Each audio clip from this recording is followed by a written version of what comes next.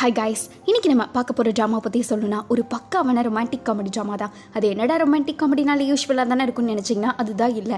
எதுக்கு எடுத்தாலும் எல்லாத்தையும் கொல்ற மாதிரியே சுற்றிட்டு இருக்க, ரொம்ப திமிரு ஆனவன்ட்டு எல்லாத்துலேயும் மிதந்துட்டுருக்க ஹீரோயின். அவள் போயும் ஒரு ஜீனி கிட்ட மாட்டிக்கிட்டாளா இல்லை அந்த ஜீனி வந்து இவகிட்ட மாட்டிக்கிட்டாங்கிறது தான் மிச்ச கதையே. பட் ஒவ்வொரு எபிசோடும் சரி ரொம்ப காமெடியாகவும் போக போக அப்படியே சுவாரஸ்யங்கள்லாம் பல நிறைஞ்சதாக இருக்கும். ஸோ டைம் வேஸ்ட் பண்ணாமல் வாங்க நம்ம வீடியோக்குள்ளே போகலாம். ஸ்டார்டிங்கே பார்த்தீங்கன்னா ஒரு ஜீனி இருக்குல்ல, அதோட மைண்ட் வாய்ஸில் தான் ஸ்டார்ட் பண்ணுறாங்க. இந்த மாதிரி நெருப்பே இல்லாமல் புகையெல்லாம் வரும்ல, அந்த மாதிரி ஒரு புகையில வியாழக்கிழமை தான் கடவுளால் உருவாக்கப்பட்ட நான்.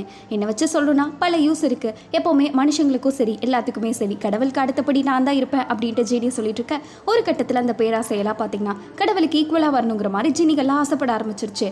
அதனால பார்த்தீங்கன்னா இந்த ஜீனி ஹீரோ இருக்கார்ல, அவர் கடவுளை எதிர்த்து போரெல்லாம் புடிச்சிட்டு இருந்தாங்க. கடவுள் ஒரு பக்கத்தாக்க இவங்க ஒரு பக்கத்தாக்கன்ட்டு கடைசியாக 300 வருஷம் போர் வந்தீங்கன்னா முடிவுக்கு வருது. அதில் வேற யாருமே இல்லை, கடவுள் தான் ஜெயிச்சாங்க. அதனால இந்த ஜீனிகள்லாம் பார்த்தீங்கன்னா சிறையில் அடிக்கப்பட்டிருக்காங்க. இப்போ நம்மளோட ஜீனி ஒரு கைதி மாதிரி தான் இருக்கு. ஜீனியை படிச்ச ஆண்டுவன் வியாழக்கிழமை வெள்ளிக்கிழமை போய் மனுஷங்களையும் படைக்க ஆரம்பிச்சிட்டாங்க.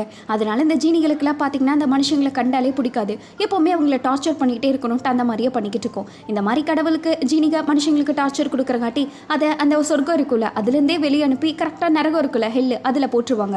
அதுலேருந்து தப்பிக்கிறதுக்கு ஜீனி என்ன பண்ணும் அப்படின்னா, நீங்கள் படித்ததுலேயே கேவலமான உயிரினம் இந்த மனுஷங்க தானே, அதை நான் எப்படியாச்சும் ப்ரூவ் பண்ணுறேன் அப்படின்ட்டு 3 விஷஸ் மனுஷங்களுக்கு கொடுக்கும். பட் அந்த 3யுமே பார்த்தீங்கன்னா யாருமே அவங்களுக்காக யூஸ் பண்ணிப்பாங்கள்ல, மற்றவங்களுக்கு யூஸ் பண்ண மாட்டாங்க. அப்படி யாராச்சும் அவங்களுக்காக யூஸ் பண்ணிக்கிட்டாங்கன்னா நான் ஒத்துக்கிறேன். பட் இல்லைனா சரி எப்போவுமே மனுஷங்க கீழே தான், அதை நான் உங்களுக்கு ப்ரூஃப் பண்ணியே காட்டுவேன், மனுஷங்களை நான் அழிப்பேன் அப்படின்ட்டு ஜீனி பார்த்தீங்கன்னா 3 ஆசை காட்டி எல்லாத்தையும் அனுப்புறதுக்கு பார்த்துக்கிட்டு இருக்கோம். ஆனால் கடவுளும் ஒத்துப்பாரு. பட் ஒரு கண்டிஷன், ஒரு வேளை இந்த ஜீனிகளாக பார்த்தீங்கன்னா யாருக்காச்சும் ஆசை கட்டி அந்த ஆசை யாராச்சும் கவராமல் 3 விஷயத்தையும் மற்றவங்களுக்காக யூஸ் பண்ணிக்கிட்டாங்க அப்படின்னா இந்த ஜீனிகளாம் நரகம் இருக்குல்ல அதுலேயே நல்லா ஆழமாக போயிடணும். இதுதான் சாபம். அதனால எல்லா மனுஷங்களையும் பேராசை பிடிச்சவங்க நிரூபிக்கிறதுக்கு இந்த ஜீனி பார்த்தீங்கன்னா ஊரில் இருக்க எல்லாவோட ஜீனி இந்த விளக்கம் இருக்குல்ல அதில் போய் ஒளிஞ்சிக்கிட்டு ஒவ்வொரு மனுஷங்களா ஆசைப்படுத்தி அப்படியே இதோட வசப்படுத்திக்கிட்டே இருக்கும். அப்படியே பார்த்தீங்கன்னா ஜீனி பல பேரை பண்ணிக்கிட்டு இருக்கு. பட் ஜீனியோட வாழ்க்கையில் மறக்க முடியாத ஒரே ஒரு சின்ன பொண்ணு மட்டும் இருந்தா. ஏன்னா அவள் பார்த்தீங்கன்னா 3 வரத்தில் ஒன்றை கூட அவளுக்காக யூஸ் பண்ணல, மற்றவங்களுக்காக யூஸ் பண்ணா. இதனால பார்த்தீங்கன்னா ஜீனியோட விளக்கு இருக்குல்ல அது இன்னுமே நரகத்துக்குள்ள ஆழமாக போக ஆரம்பிச்சிருச்சு. அதுலேருந்து ஜீனி பார்த்தீங்கன்னா இன்னுமே கடுப்பாயிடுச்சு. எப்படியாச்சும் அவளை பழி வாங்கியே தீரணும்ட்டு ஜீனி பார்த்தீங்கன்னா நல்லா வெறித்தனமாக சுற்றிக்கிட்டு இருக்க. அப்படியே காலங்கள் மாற பார்த்தீங்கன்னா எல்லாருமே இப்போ மாறிக்கிட்டு இருக்காங்க. பட் இப்போ அந்த பொண்ணு இருக்கால பல வருஷம் கழிச்சு மறுபிரிவை எடுத்து நம்ம ஹீரோயினா இருக்கால அவளா சுத்திக்கிட்டு இருக்கா. பட் நம்ம ஹீரோயின் அதுக்குன்னு அவ்வளோ நல்லவன்னா சாதாரணமாக எடை போட்டுறாதீங்க. இனிமேல் தான் இவளை பற்றின இன்ட்ரோலாம் கொடுக்கும். அந்த ஜீனி தேடிட்டு இருக்க நம்ம ஹீரோயின் பார்த்தீங்கன்னா எப்படி இருக்கானா, ஒரே ஒரு மீல் ஆர்டர் பண்ணிட்டு ஒரு ஹோட்டலில் உட்காந்துக்கிட்டு இருக்கா. பக்கத்தில் யாரோ ஒரு அம்மா வந்து, எதுக்கு நீ 10 வருஷமா இங்கே வந்துக்கிட்டு இருக்க, இதே மீல் ஆர்டர் பண்ணிட்டு இருக்க, நிறுத்து, இனிமேல் இங்கே வராதுன்னு சொல்லிக்கிட்டு இருக்க. அந்த பொண்ணு பார்த்தீங்கன்னா கையிலெல்லாம் காயமாக தான் இருக்கு. 10 வருஷமா அத்தை என்னை பற்றி ஃபோட்டோ வீடியோலாம் உங்களுக்கு அனுப்பிச்சிட்டு தானே இருக்காங்க, இங்கே வந்துட்டு இருக்கேன்னு. கரெக்டு தானே அம்மா அப்படின்னு சொல்லுது. அப்புறம் தான் தெரியுது நம்ம ஹீரோயினோட அம்மா தான் இவங்க அப்படின்ட்டு.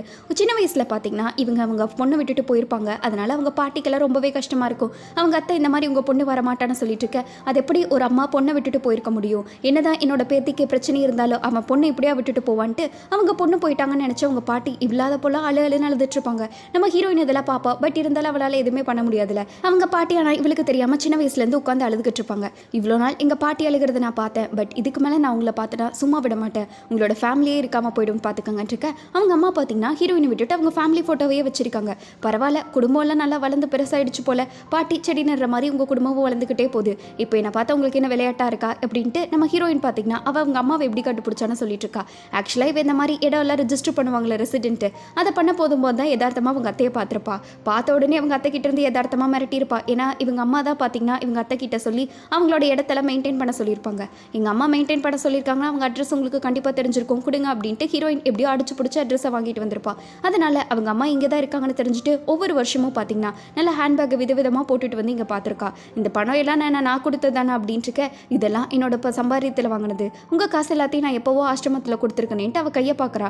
கையில் பார்த்தீங்கன்னா அத்தனை காயங்கள் இருக்குது. அவ்வளோ கஷ்டப்படாமலாம் நான் வாழ்றதுக்கு எனக்கு என்ன எங்கள் அம்மாவாக இருக்காங்க, எல்லாமே என்னோட கஷ்டத்தில் வாங்கினது தான். இனிமேல் நீங்கள் பாட்டி அழகு வச்சிங்கன்னா அவங்க நீங்கள் இல்லைன்னு அழுதாங்கன்னா அவ்வளவுதான், உங்களுக்கு மூஞ்சியில் வாழ்க்கையோட பயத்தை என்னென்னு காட்டுவேன் அப்படின்னு காட்டிக்கிட்டு இருக்க. உனக்கு பயோல என்னென்ன தெரியுமாங்கிற மாதிரி அவங்க அம்மா கேட்டுக்கிட்டு இருக்காங்க. ஹீரோயின் அப்போ தான் பார்த்தீங்கன்னா ஒரு லுக்கு விசித்திரமாக விடுவாங்க பாருங்க. சின்ன வயசில் பார்த்தீங்கன்னா ஒரு நாள் அவங்க டீச்சர் பாட்டியை கூப்பிட்டு பேசியிருப்பாங்க. ஏன் இந்த பொண்ணு என்ன பண்ணா, அவளும் நார்மலான மற்ற குழந்தைங்க மாதிரி தானே அப்படின்ட்டு இருக்க. அதெல்லாம் ஒன்றும் இல்லைன்னு டீச்சர் ஒரு கதையை ஸ்டார்ட் பண்ணுறாங்க. ஹீரோயின் பார்த்தீங்கன்னா தவளையாக இருக்கலான்ட்டு டீச்சர் ஒரு நாள் சொல்லியிருப்பாங்க. அதனால அவளும் சரின்ட்டு எல்லா குழந்தைகள் மாதிரி அடுத்திருப்பா. பட் அது அடுத்ததுலேருந்து டீச்சர்கிட்ட டெய்லியும் தவளையாக இருக்கலான்ட்டு 2 மாசமாக தவளையாக இருக்கலான்னு கேட்டுக்கிட்டு இருக்கா. இதை கேட்டு பாட்டிக்கே பார்த்தீங்கன்னா பயம் ஆயிடுச்சு. என்ன தான் குழந்தை சைக்கோ குழந்தை போல அப்படின்ட்டு. நைட்டு இவங்க பாட்டி ஒரு தவளை வாங்கிட்டு வந்து உட்காந்துக்கிட்டு இருக்க ஹீரோயின் ஆசையாக இருக்க போவா. அவங்க பாட்டி பார்த்தீங்கன்னா டக்குன்னு அவளோட கையில் கிழிச்சு விட்டுருவாங்க. டக்குன்னு ஹீரோயின் பார்த்தீங்கன்னா கழுத்து பிடிப்பா. அது சின்ன வயசுலேயே சாவட்டு அவங்க பாட்டியை பிடிச்சிட்டு இருக்க. நம்ம பாட்டி சொல்லியிருப்பாங்க, இந்த மாதிரி நீ என்ன கழுத்தை பிடிச்சினா நானும் உன் கழுத்தை பிடிப்பேன், ஒரு வேளை நீ என்னை ஹக் பண்ணனா நானும் கொண்டுவேன், நீ என்ன பண்ணுறியோ அதுதான் நான் உனக்கு பண்ணுவேன், புரியுதான்ட்டு இருக்க. அந்த பொண்ணு பார்த்தீங்கன்னா கேட்காம சாவன்ட்டு அவள் கத்திட்டே இருப்பா. அப்போ தான் அவங்க பாட்டி சொல்லியிருப்பாங்க, இன்னொரு டைம் இந்த மாதிரிலாம் நீ மூஞ்சி வச்சிருந்தேன்னு வச்சுக்கோயேன், ஒன்று நீ இல்லைன்னா நான், ரெண்டு பேத்துல யாராச்சும் ஒருத்தவங்க தான் உயிரோடு இருப்போம், இன்னொருத்தவங்க கண்டிப்பாக செத்து போயிருப்போங்கிற மாதிரி பாட்டி சொல்லிட்டு இருக்க. ஆனால் ஹீரோயின் பார்த்தீங்கன்னா கொஞ்சம் கூட கவலையப்பட மாட்டிருக்க மாட்டா. அப்படின்னா ஃபஸ்ட்டு நீங்கள் சாகுங்க அப்படின்ட்டு சிரிச்சுக்கிட்டே சொல்லியிருப்பா. இதிலிருந்து அவங்க பாட்டிக்கு எது பேசுறதுனே தெரியாது. இப்படி பண்ணாதன்ட்டு எவ்வளோ சொன்னாலும் சரி நம்ம ஹீரோயின் கேட்குற மாதிரி இல்லை. அப்போ முதல்ல நீங்கள் சாகுங்க அப்படின்ட்டு இருக்க.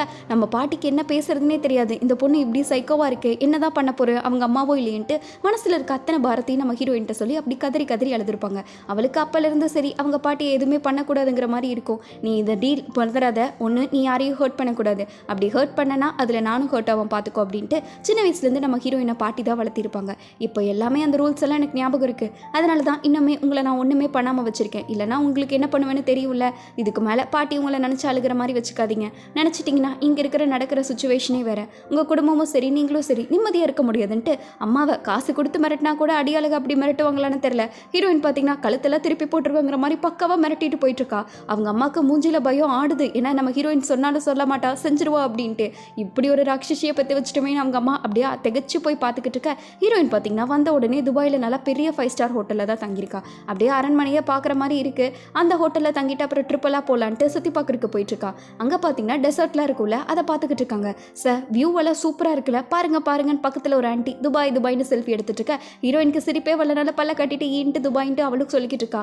அப்போ பார்த்தீங்கன்னா கரெக்டாக இந்த காற்று புயல்லாம் இருக்குல்ல அப்போ வருது. இந்த மாதிரி புயல் ஒவ்வொரு டைமும் வரும்போது இந்த ஜீனி இருக்குல்ல அது வரும்னு சொல்லுவாங்க. இந்த டெசர்ட்லலாம் ஜீனி ரொம்ப ஃபேமஸ் தெரியுமா அப்படின்ட்டு எல்லாம் பேசிக்கிட்டு இருக்காங்க. ஹீரோயின் பார்த்தீங்கன்னா அப்போ அது இவ்வளோ சுத்து தான் சித்திராது அப்படிங்கிற மாதிரி கேட்டுக்கிட்டு இருக்க. அவங்களுக்கு ஆமால செம்ம காமெடின்ட்டு ஹீரோயினை தட்டி சிரிச்சிட்டு இருக்காங்க. இவ ஒரு லுக்கு தான் விடுவா பாருங்க, ஐயோ வாங்க போகலாம் அப்படின்ட்டு அந்த அம்மா பார்த்தீங்கன்னா இவ தெரிச்சதுலேயே பயந்து ஓடிட்டு போயிட்டு இருக்க. ஹீரோயின் மட்டும் தனியாக அந்த காற்று வந்திருக்குள்ள அந்த திசையை நோக்கி போயிட்டு இருக்கா. நம்ம ஹீரோயினுக்கு பார்த்தீங்கன்னா மனசுக்குள்ள அவ்வளோ பெரிய அவங்க அம்மா பார்த்துட்டுமே அப்படின்ட்டு இருந்தாலும் அதெல்லாம் மனசுலேயே வச்சுட்டு போயிட்டு இருக்க. ஃப்ரெண்ட் எல்லாம் கேட்குறாங்க, எப்படி இருக்கு உன்னோட டூரு, எல்லாம் சூப்பராக இருக்கான்ட்டு. ஆமாம் கிளைமேட்லாம் செமையாக இருக்குது, யாரையாச்சும் புதைச்சா இதை விட நல்லா இருக்கும் வரியா என்னங்கிற மாதிரி ஃப்ரெண்டுக்கிட்டே எப்படி தான் பேசிக்கிட்டு இருக்கா. அவள் எரிச்சலில் தலைவலிக்குதுன்னு போயிட்டு இருக்கா. டக்குன்னு பார்த்தீங்கன்னா கீழே விழுந்துடுறா. ஓப்பன் பண்ணி பார்த்தா தான் தெரியுது அது பார்த்தீங்கன்னா ஏதோ ஒரு விளக்கு மாதிரி இருக்குது. இதனால தானே நான் கீழே விழுந்தேன். அவள் பார்த்தீங்கன்னா அந்த விளக்க பிடிச்சி அடிக்க ஆரம்பிச்சிடுறா. அவங்க அம்மாவோட தலை நினச்சிட்டு என்ன தைரியம் உனக்கு, அப்படி உட்காந்து என்ன பார்த்துக்கிட்டு இருக்க, உன்னை சும்மா விட மாட்டேப்பாரு அப்படின்ட்டு அவள் பார்த்தீங்கன்னா பெரியல உடன்னு உடச்சிக்கிட்டு இருக்கா. அது அவங்க அம்மாவோட ஃபேஸ்ன்னு நினச்சி உடச்சிட்டு இருக்கா. கரெக்டாக அவளும் போறா. பட் மறுபடியும் பார்த்தீங்கன்னா அந்த விளக்கு தட்டி விட்டுச்சு. இவளுக்கு ஏதோ லூப்பில் மாட்ட மாதிரி இருக்குது. இப்போ தான் நாங்கள் தூக்கி போட்டேன், அதுக்குள்ளே இப்படி வந்துச்சு, யாரா இங்கே இருக்கீங்க அப்படின்ட்டு முடியிலேருந்து இந்த கழுதியெல்லாம் இருக்கும்ல அதை கையில் எடுத்து வச்சுட்டா. அப்புறம் தான் அந்த விளக்குக்குள்ளே பார்க்குறா. ஏதோ ஒரு சவுண்டு மாதிரி வருது. இதுக்குள்ளே என்னதான் இருக்குது அப்படின்னு நம்ம ஹீரோயின் குலுக்குன்னு குலுக்கல. அந்த குலுக்குல இடத்துல பார்த்தீங்கன்னா மறுபடியும் அந்த புயல் வர ஆரம்பிச்சிருச்சு. எல்லாரும் மறுபடியும் ஜீனி வருதுன்னு கத்திக்கிட்டு இருக்கா. ஹீரோயின் பார்த்தீங்கன்னா கத்தவில்லை இல்லை அப்படியே நின்று சைடில் திரும்பி மூஞ்சி வச்சுக்கிறா. அப்புறம் தான் ஓப்பன் பண்ணி பார்த்தா தான் தெரியுது இவனை ஒருத்தர் புதுசாக வந்து நின்றுருக்கா அப்படின்ட்டு. ஹீரோயினுக்கு அதை பார்த்தோன்னே சரியான ஷாக்கு. யார் நீ அப்படின்ட்டு அவன் கழுத்தில் கத்தியை வச்சு கேட்டுக்கிட்டு இருக்க. அவன் பார்த்தீங்கன்னா எதுவுமே சொல்லாமல் நின்றுட்டுருக்கான். என்ன பல நாள் பார்பர் ஷெருக்கே போல முடி இப்படி இருக்குன்னு இருக்க. டக்குன்னு பார்த்தீங்கன்னா அவன் மறைஞ்சு இந்த பக்கம் வந்துட்டு இருக்கான். வந்த உடனே ஹீரோயின் தள்ளி நில்லு, நான் இல்லைனா உன்னை குத்திடுவேன் அப்படின்ட்டு. அப்போ கூட பார்த்தீங்கன்னா கொஞ்சம் கூட பயப்படலை. இவ்வளோ நாள் என்ன சிறையில் அடிச்சது நீ தானே அது அப்படின்ட்டு அவளை கேட்டுக்கிட்டு இருக்க. யாரா நீ தள்ளி போடா பைத்தியக்காராங்கிற மாதிரி சொல்லிக்கிட்டு இருக்கா. அவன் ஆற ஆட்டத்தில் எந்த கிறுக்கை இது, என்ன சரக்கு போட்டான்னு தெரியலையேங்கிற மாதிரி ஹீரோயின் மனசில் நினச்சிட்டு இருக்கா. அவன் பார்த்தீங்கன்னா என்னை பார்த்தா உனக்கு முட்டாள் மாதிரியா தெரியுது, நான் ஒரு ஸ்பிரிட் தெரியுமா, எவ்வளோ பெரிய ஆத்மா தெரியுமா, என்னை வச்சு என்ன நல்லா பண்ணா தெரியுமா, நான் பெரிய ஜீனி அப்படின்ட்டு அவனே அவனை விலங்கப்படுத்த மாதிரி பண்ணிட்டு இருக்கான். ஹீரோயின் பார்த்தீங்கன்னா யாரா இவன் பைத்தியக்காரங்கிற மாதிரி கொஞ்சம் கூட காதல வாங்காம போகிறான். அவன் விழுந்து கதறிட்டு இருக்கான் ஜீனி. ஆனால் நம்ம ஹீரோயின் திரும்பி கூட பார்க்கல. ஒரு நிமிஷம் நெல்லு, நீ தான் என்னோட எஜமா, நெல்லு என்னை ஏற்றுக்கோன்ட்டு அவன் கத்திக்கிட்டு இருக்க. ஹீரோயின் போடா நீ யாருன்ட்டு வீட்டுக்கு வந்து பார்க்குறா. பார்த்தா வீடு ஃபுல்லாக முடியாக இருக்குது. என்னடா இது இவ்வளோ பெரிய முடின்னு நம்ம ஹீரோயின் பார்த்தா தான் தெரியுது அந்த ஜீனி இருக்குல்ல அது வீட்டுக்குள்ளே வந்து உட்காந்துக்கிட்டு இருக்கு அப்படின்ட்டு. என்ன முடி சூப்பராக வளர்த்திருக்க போல அப்படின்ட்டு அவள் பார்த்தீங்கன்னா பேசிக்கிட்டு இருக்க. பரவாயில்ல நீ கூட பயப்படுவேன்னு நினச்சேன், ரொம்ப உஷாராக தான் இருக்க போல அப்படின்ட்டு நம்ம ஹீரோயினை பார்த்து பேசிட்டு இருக்கு. ஹீரோயின் பார்த்தீங்கன்னா என்ன வேணாலும் பேசிக்கோ, நான் உன் பேச்செல்லாம் காதில் வாங்க மாட்டேன், நான் எங்கள் பாட்டி பேச்சு மட்டும் தான் கேட்பேன். அவள் அவ்வளோ திமரா சொல்லிட்டு இருக்க. அது யார் பாட்டி அப்படின்ட்டு ஜீனி கேட்டுட்டு இருக்கு. உனக்கு தேவையில்லாத விஷயம் இருக்க, உன்னை பற்றி மட்டும் யோசிக்காதுன்ட்டு ஜீனி பார்த்தீங்கன்னா கதறிக்கிட்டு இருக்க நம்ம ஹீரோயின்ட்ட. ஒரு காலத்துக்கு முன்னாடி 10,000 வருஷத்துக்கு முன்னாடி நீ எப்படி இருந்தா தெரியுமான்னு இருக்க, அது ரொம்ப தூரமாச்சே, நான் ஏன் அதை பற்றி யோசிக்கணும், இப்போ எனக்கு தேவையில்லைன்ட்டு ஹீரோயின் சொல்லிட்டு இருக்கா. கொஞ்சமாச்சும் நான் பேச வரது தான் கேளு அப்படின்ட்டு ஜீனி பார்த்தீங்கன்னா கத்திக்கிட்டு இருக்கு. நான் எவ்வளோ தியாகம் பண்ணியிருக்க தெரியுமா உன்னை கண்டுபிடிக்கிறக்கு அப்படின்ட்டு இருக்க. சரி நீ ஏன் உன்னை தாடி கூட வளர்க்கலையா அப்படின்ட்டு ஹீரோயின் கலாச்சு விட்டுறா. சொல்கிறா. அதெல்லாம் விடு, ஃபஸ்ட்டு நான் எவ்வளோ கஷ்டப்பட்டிருக்கேன் நீ ஒரு டைமாச்சும் கேட்டியான் இருக்க. அவள் பார்த்தீங்கன்னா எதையும் காதில் வாங்குற மாதிரி இல்லை. நான் எவ்வளோ இதை இழந்திருக்கேன் தெரியுமா அப்படின்ட்டு இருக்கா ஹீரோயின். சரி அப்படி என்ன இழந்தா சொல்லு, சும்மா அதையவே சொல்லிட்டு இருக்கங்கிற மாதிரி கேட்டுக்கிட்டு இருக்கா. ஜீனி பார்த்தீங்கன்னா அந்த லேம்ப் இருக்குல்ல, அதுக்குள்ளே அடசரைப்பட்டு இருக்குல்ல, அப்போது இது சரியான வெறியில் இருக்கும். ஏன்னா எப்படியாச்சும் மனுஷங்களை இழுத்து விட்டுட்டணும், ஏன்னா அதோட வேலையே அதுதான், இல்லைன்னா அது ஃபுல்லாக சரியிலேயே இருக்குமேன்ட்டு. ஹீரோயின் பண்ண ஒரு காலத்தினால பார்த்தீங்கன்னா அவன் பார்த்தீங்கன்னா கிட்டத்தட்ட இன்னுமே கொஞ்சம் ஹெல்லுக்குள்ளே டீப்பாக புதஞ்சிருப்பான்ல, அதிலிருந்து ஹீரோயின் மேலே சரியான வெறியில் சுற்றிக்கிட்டு இருப்பான். எப்படியாச்சும் அவளை மீட் பண்ணி அவளுக்கு காசு காட்டி கண்டிப்பாக அவளோட வாழ்க்கையை அழிச்சே தீருவேன் அப்படின்ட்டு. அதுக்கு அவனோட அசிஸ்டன்ட் இருப்பான் ஒருத்தன், அவனை விட்டு எல்லா பக்கமும் தேட சொல்லியிருப்பான் ஹீரோயின் என்ன பண்ணுறா அப்படின்ட்டு. ஆனால் ஹீரோயின் பார்த்தீங்கன்னா அந்த காலத்தில் இறந்துருவா, அடுத்த மறுஜென்மமாக பிறப்பால. அதனால அவனும் பார்த்தீங்கன்னா இந்த சின்ன பொண்ணு ஃபோட்டோ வச்சுட்டு யாராச்சும் பார்த்தாங்களான்னு தேடிக்கிட்டு இருப்பான். பட் நம்ம ஹீரோயின் அந்த ஜாலத்தில் கிடைச்சிருக்கவே மாட்டா. இவனுக்கு கோவம் வரும்போதுல அந்த செவருக்குள்ள அதை போட்டு குத்துன்னு குத்திக்கிட்டு இருப்பான். எங்கே போன, சீக்கிரமாக வந்துரு, நான் உன்னை பழி வாங்கியே தீரணும்ட்டு. அவனோட அசிஸ்டண்ட்டு கிடைக்கவே இல்லைன்னு சொன்னால் போய் நல்லா தேடு, எப்படியாச்சும் எனக்கு அவளை கொண்டு வந்துட்டு ஹீரோயினை தேடுறதா மட்டும் பார்த்தீங்கன்னா இவனோட டார்கெட்டாகவே வச்சிருப்பான். அவனோட அசிஸ்டண்ட்டும் பார்த்தீங்கன்னா இப்போ காலம் சூப்பராக மாறி இருக்கு தெரியுமா பாஸ், நீங்கள் வெளியே வந்து பார்க்கணும், காலம் பக்காவாக மாறி இருக்கு. இன்னைக்கு நான் ஹீரோயினை பற்றி கண்டுபிடிச்சேன். ஆனால் ஒரு கெட்ட விஷயம் என்னன்னா அவளும் இந்த ஜென்மத்தில் செத்து போயிட்டா. பல பேத்துக்கு உதவி செஞ்சுட்டு தான் செத்து போயிருக்கான்ட்டு ஹீரோயின் பார்த்தீங்கன்னா ஒவ்வொரு ஜென்மத்திலையும் உதவி செஞ்சுட்டே செத்து போயிருப்பா. அதை பற்றிலாம் சொல்லிக்கிட்டு இருக்கும்போது உன்னோட ஜென்மம் இப்போதான் முழுசாக மாறி இருக்கு. போன ஜென்மத்திலலாம் நீ அவ்வளோ உதவி செஞ்சுட்டு இப்போ தெரியுமா, நீ செத்தாலே கண்டிப்பாக யாருக்காச்சும் ஹெல்ப் பண்ணிட்டு தான் சாவ, அவ்வளோ கருணை உள்ள கொண்டு நீ அப்படின்ட்டு அவன் பாட்டு கதை சொல்கிற மாதிரி சொல்லிட்டு என்ன பேசுதா இல்லையா அப்படின்ட்டு ஹீரோயினை திரும்பி பார்த்தா தான் தெரியுது அவள் பார்த்தீங்கன்னா தூங்கிட்டா. ஜீனிக்குன்னா சரியான கடுப்பாயிடுச்சு. என்ன நான் பாட்டுக்கு கஷ்டப்பட்டு பேசிட்டு இருக்கேன், என்னை பார்த்தா டார்ச்சர் பண்ணுற மாதிரியா இருக்கு, இனி பாரு உங்ககிட்ட பேசவே மாட்டேன்னு ஜீனி பார்த்தீங்கன்னா கோவத்துட்டு அந்த விளக்கு இருக்குல்ல அதுக்குள்ளே போயிடுச்சு. ஹீரோயின் இப்போதான் நிம்மதினு பார்த்தீங்கன்னா அந்த விளக்கு எதனா பண்ணலாமான்ட்டு எடுத்து பார்க்குறா. பட் அவள் கையில் எடுத்து 5 நிமிஷம் இன்னும் கிறுக்கனா இருப்பான் போலான்ட்டு யோசிச்சுட்டு இருக்கிறக்குள்ள திரும்பி பார்த்தா ஜீனி இருக்குல்ல அது பின்னாடி நின்றுட்டு இருக்கு. என்ன நீ தூங்கிடலன்னு நினச்சிட்டு இருந்தேன் அப்படின்ட்டு ஹீரோயின் கேட்டுக்கிட்டு இருக்க. எனக்கு தெரியும் நீ வேணும்னு தான் பண்ணுறது ஜீனி ஹீரோயினை கேட்டுட்டு இருக்கு. ஆமாம் அதுக்கு என்ன இப்போன்ட்டு அவள் கொஞ்சம் கூட பயப்படாமல் பேசிட்டு இருக்கா. அதுக்கப்புறம் பார்த்தீங்கன்னா அடுத்த ஜென்மமும் நம்ம ஹீரோயின் எடுத்திருப்பாள். அப்போவும் இவளை தேடி போகலான்ட்டு அடுத்த ஜென்மத்துக்காக வெயிட் பண்ணி அவளை கஷ்டப்பட்டு தேடி கண்டுபிடிச்சிருப்பாங்க. பட் இன்னொரு விஷயம் என்னன்னா நம்ம ஹீரோயின் இருக்கால அந்த ஜென்மத்திலேயே யாருக்கோ உதவி செஞ்சுட்டு செத்துருப்பா. இதெல்லாம் பார்க்கும்போது இவனுக்கு கடுப்பாயிடுது. நீ என்ன உதவி செய்யறக்கே பிறந்திருக்கியா, எவ்வளோ வருஷம் உன்னை தேடிக்கிட்டு இருப்பேன், அடுத்து நீ எத்தனை ஜென்மம் எடுத்தாலும் சரி கண்டிப்பாக நான் உன்னை விட மாட்டேன், கண்டுபிடிச்சே ஆவன்ட்டு ஹீரோயினை நினச்சி அந்த செவர் இருக்குள்ள அதில் ஃபுல்லாக பூசுன்னு பூத்திக்கிட்டு இருப்பான். இவன் எப்படியாச்சும் கண்டுபிடிச்சிடணுன்ட்டு ஹீரோயினை பழி வாங்குறதுக்கு அவ்வளோ வெறியில் இருக்கும்போது தான் பல வருஷம் கழிச்சு அப்படியே ஒரு ஷேக் ஆகும் பாருங்க. ஹீரோயின் அவள் கையிலேயே பார்த்தீங்கன்னா இப்போ எடுத்திருப்பாள். அந்த விளக்குக்கு அப்புறம் தான் நம்ம ஹீரோயின் தான் அவள் தான் ஜென்மம் எடுத்திருக்கான்ட்டு இவனுக்கு தெரிய வந்திருக்கும். நான் நினச்சி கூட பார்க்கல தெரியுமான்னு இருக்க ஹீரோயின். நான் கூட இப்படி வந்து பேசுவேன் என்கிட்ட மாட்டிப்பேன்னு நினச்சி பார்க்கலன்னு இருக்க. அவன் உன்னோட வாசம் அப்படியே தான் இருக்குது, ஆனால் உன்னோட கேரக்டர் அப்படியே சேஞ்ச் ஆகிருக்குன்னு இருக்க. காலம் பார மக்களும் மாறுவாங்களே, இதில் என்ன தப்புன்ட்டு ஹீரோயின் சொல்லிக்கிட்டு இருக்கா. இப்படியே நீ படிக்கிட்டு இருந்தனா நம்ம ஒன்றும் எதுவுமே டிஸ்கஸ் பண்ணலையே, சரி சொல்லு உனக்கு என்ன 3 ஆசை இருக்குது, நான் நிறைவேற்றி கொடுக்குறேன்ட்டு அவன் பார்த்தீங்கன்னா என்ன ஆசை வேணுமோ சொல்லு, ஆனால் ஒரே ஒரு ஆசை என்ன மட்டும் நீ வச்சுக்கோ பார்க்காத, ஏன்னா என் அழகில் மயங்காத பொண்ணுங்களே இல்லை, அதனால இது ஒரே ஒரு கட்டளை தான், மற்றபடி நீ எதை வேணாலும் கேளுன்னு இருக்க. ஹீரோயின் அழகா அப்படி ஒன்று நான் பார்க்கலையேன்ட்டு அதையும் பார்த்தீங்கன்னா கலைச்சு விட்டுறா. நீ இப்போ சொல்ல போறியா இல்லையான் இருக்க. ஹீரோயின் பார்த்தீங்கன்னா எதுவுமே பேச மாட்டேங்கிறா. அட எனக்கு தெரியும் உனக்கு 3 ஆசை நிறைவேறாதது இருக்குமே, சொல்லு நான் அப்படியே நிறைவேற்றி வைக்கிறேன் ஜீனி பேசிட்டு இருக்க. இப்போ நீ போலன்னா ஒரே குத்திடுவேன் இவ பார்த்தீங்கன்னா சொல்லவே மாட்றா. ஆனால் ஜீனி பார்த்தீங்கன்னா அடுத்து நான் கதை சொல்கிறேன், அடுத்து பல வருஷத்துக்கு அப்புறமும் நீ பிறந்த, ஆனால் அந்த டைமும் 5 பேர்த்த காப்பாற்ற போது நீ ஆக்சிடென்ட்ல இருந்த, அடுத்து நீ பிறந்த, அடுத்து இந்த அனிமல்ஸ் எல்லாம் இருக்குல்ல அதை காப்பாற்ற போது நீ பைஸில் போயிட்டுன்ட்டு நீ ஒவ்வொரு டைமும் பண்ண தியாகத்தில் எனக்கு நல்லா ஞாபகம் இருக்கு, அதனால தான் இந்த டைமாச்சும் ஆசையை நிறைவேற்றணும்னு ஆசைப்படுறேன், தயவு செஞ்சு உனக்கு என்ன வேணும்னு கேளுன்ட்டு ஜீனி பார்த்தீங்கன்னா சொல்லிக்கிட்டு இருக்கு. சரி நம்ம இப்போ எங்கே போயிட்டு இருக்கோம் அப்படின்ட்டு இருக்க. ஹீரோயின் பார்த்தீங்கன்னா ரேபிடோக்கு வெயிட் பண்ணிட்டு இருக்கோம் அப்படிங்கிறா. ரேபிடோவா அது என்னதுன்னு இருக்க. நீ இவ்வளோ தூரம் பழசா இருப்பேன்னு நினச்சி கூட பார்க்கலன்னு சொல்லிக்கிட்டு இருக்கு.